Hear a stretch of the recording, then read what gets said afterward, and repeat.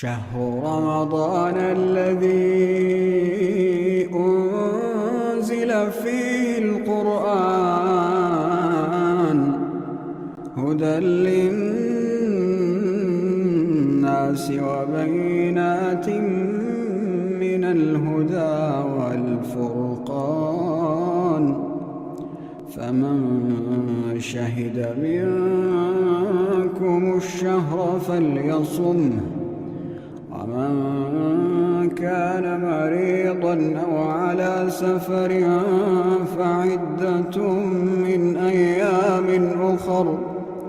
يريد الله بكم اليسر ولا يريد بكم العسر